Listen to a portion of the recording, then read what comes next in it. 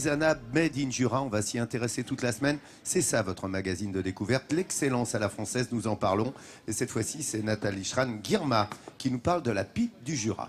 Mais oui, parce que tu sais qu'en France, on compte 2 grands centres de fabrication de pipes. Alors on a Cogolin dans le Var et on a Saint-Claude dans le Jura. Alors pourquoi Saint-Claude? Parce que c'est un lieu de pèlerinage. D'ailleurs, le village est aussi connu pour sa superbe cathédrale. Et donc les artisans de la région, eh bien, ils se sont mis à travailler le bois, à tourner le bois, à faire des chapelets en bois. Et fort de leur dextérité, eh bien, ils se sont diversifiés. Ils ont fabriqué d'autres objets en bois, des tuyaux de pipe, avant de faire la pipe en entier. Et je peux vous dire que la relève, elle est assurée à Saint-Claude avec Sébastien et Jessica qui travaillent en couple. Bravo. Regardez. Bravo. À Saint-Claude, impossible de passer à côté de l'emblème de la ville, la pipe en bois de bruyère. Depuis le 19e siècle, l'objet a fait la renommée de la cité au point de faire de ce petit village du Jura la capitale de la pipe. Un savoir-faire exceptionnel et rare qu'exerce avec passion dans son petit atelier du centre-ville Sébastien, l'un des derniers artisans pipiers de la région. À peine 33 ans, il a conscience de faire un métier un peu à part. J'ai l'impression de faire un métier particulier, effectivement, puisque c'est un métier qui était très répandu à Saint-Claude jusqu'à il y a une quarantaine ou une cinquantaine d'années. Aujourd'hui, on n'est pas très nombreux, il y a 4 fabricants de pipes à Saint-Claude. Du coup, effectivement, on est un peu différent de tous les métiers qui nous entourent, qui sont plutôt industriels. Dans l'atelier de Sébastien, rien n'a vraiment changé depuis des décennies. Ici, tout se fait à la main. Car pour cet artisan, la pipe, c'est plus qu'un simple objet, c'est un art de vivre. Ce qu'il y a de poétique dans la pipe, c'est le côté un peu nature avec la matière. Il y a le côté un peu vaporeux de la fumée. Et tout ça, ça incite au rêve. On dit souvent que les fumeurs de pipe sont des intellectuels, mais ce n'est pas des intellectuels, c'est surtout des gens qui aiment rêver. Ce qui fait la renommée de la pipe de Saint-Claude, c'est ce bout de bois que l'on appelle un ébauchon de bruyère. On utilise uniquement de la racine de bruyère pour fabriquer les pipes parce que ça ne brûle pas facilement et ça ne donne pas de goût. Avant, on fabriquait les pipes en buis, qui est un bois local et qui ne brûle pas facilement aussi parce qu'il est très dense, mais il donnait un mauvais goût à la fumée. La première étape de fabrication de la pipe consiste à réaliser une ébauche. Une fois qu'on a choisi le morceau de bois, on le place dans la gueule de loup. Donc qui va le maintenir pendant qu'il tourne et les couteaux vont avancer dessus grâce à mon action manuelle.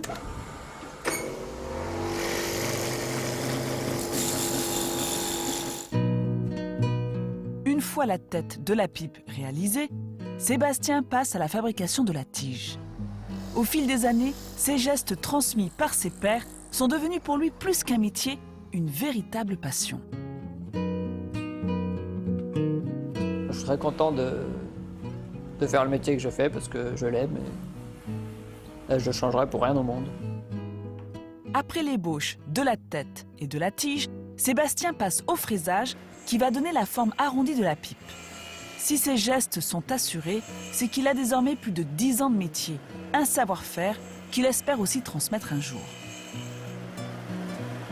J'ai surtout ce plaisir à travailler le bois et puis effectivement c'est des choses qu'on m'a apprises, qui ont été transmises par d'autres, etc. Puis que j'espère transmettre aussi à la suite.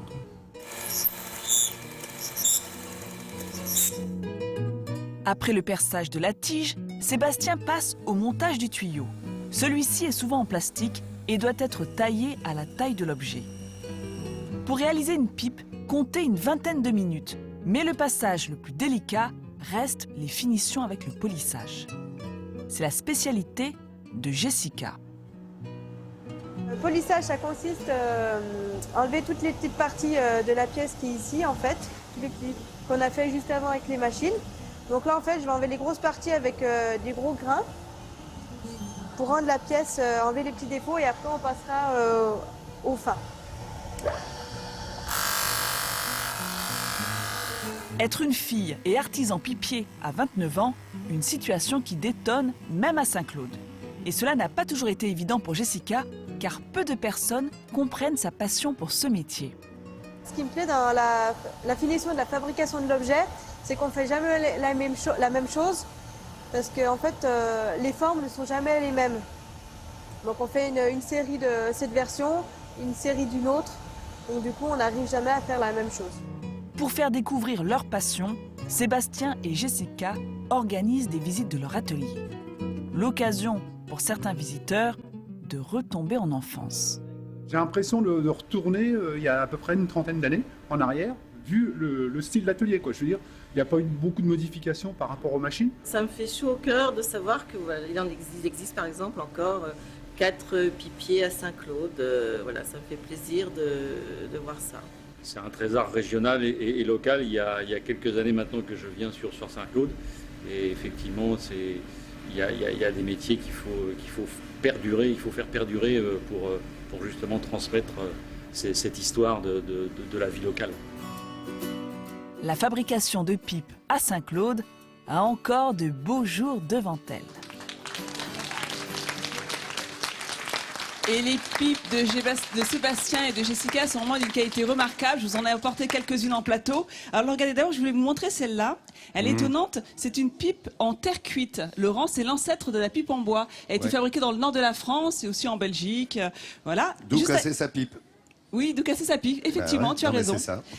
Et alors, cela, j'avais envie de vous la montrer également parce qu'elle est assez étonnante. Regardez, c'est le modèle millésimé Noël 2014 avec l'écorce de la bruyère qui a été conservée sur le dessus de la pipe volontairement. Donc là, c'est une pipe donc tout en bruyère, hein, vous l'avez compris, teintée. C'est du bruyère teinté là. Juste à côté, vous avez l'essence de bruyère qui a été laissée à l'état brut. Et alors, vous pouvez aussi personnaliser vos pipes si vous le souhaitez, avec notamment la jonction, regardez, qui permet de relier la tête de la pipe au tuyau. Et là, c'est une loupe d'érable. Quand c'est perso. Quand c'est perso, quand voilà. c'est personnalisé, je veux dire, c'est oui, toujours oui, plus c'est un vrai plaisir, effectivement. Ouais. Et je finis avec celle-là, les garçons, qu'on appelle la poseuse. J'aime beaucoup parce qu'elle tient debout, toute seule. Et alors, avis aux amateurs de pipes, si vous souhaitez visiter l'atelier de Jessica et de Sébastien, eh bien, c'est possible. Cet atelier se visite, il est chargé d'histoire. C'est un atelier qui date de 1865. Alors, en plus de le visiter, vous avez également le droit à de belles démonstrations. Sébastien vous propose de découvrir la fabrication d'une pipe classique. Taisez-vous les garçons avec l'étape du tournage d'une pipe, d'une tête de pipe en entier qui dure à peu près 20 minutes. C'est vraiment la base du travail d'un artisan pipier. Ensuite, il y a aussi l'étape du polissage. Alors, ce sont les étapes les plus spectaculaires avec les copeaux qui volent, l'odeur du bois chauffé. Non mais les garçons, c'est insupportable, on peut rien dire. Si tu fais des copeaux en plus. En même temps, c'est incontournable, j'imagine à chaque fois ce genre de blagounette. Alors, le plus important, c'est de savoir que Sébastien et Jessica, eh bien, ils accueillent en moyenne 4000 visiteurs par an, dont 15% d'étrangers avec tous les pays limitrophes, hein, la Suisse, la Belgique, le Luxembourg. Donc moi, j'avais envie de vous remercier pour la qualité de votre travail, la qualité de votre accueil surtout.